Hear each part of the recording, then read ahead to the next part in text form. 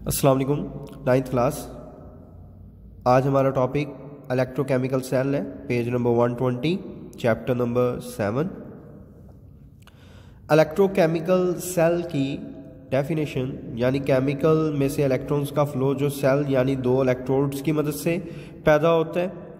Electrochemical cell is a system in which two electrodes are dipped in the solution of an electrolyte. Electrolyte वो जिसमें से electricity गुजर सके और जो आयंस पैदा कर सके, which are connected to the battery, जिसको बैटरी के साथ मुंसलिक किया जाता है। ये इलेक्ट्रोकेमिकल सेल की डेफिनेशन है।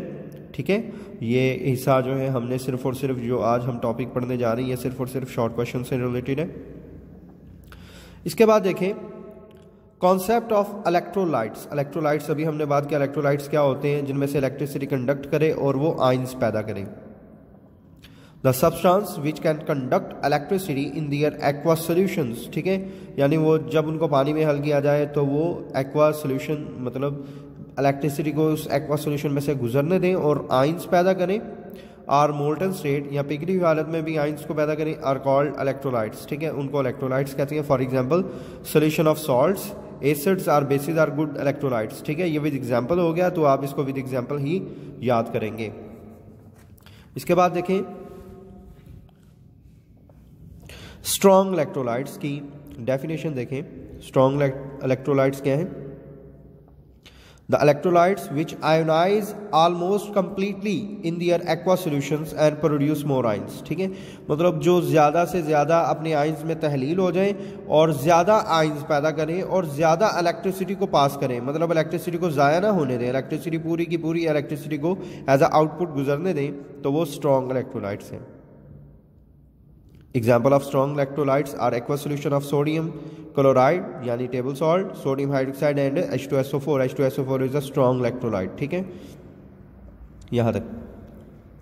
इसके बाद weak electrolytes. Weak electrolytes name से ही रिप्रेजेंट है, मतलब जो वीक हों, मतलब जो कम आयंस पैदा करें, कम इलेक्ट्रिसिटी को गुजरने दें। ठीक है, मतलब बाकी इलेक्ट्रिसिटी को ज़ाया करें।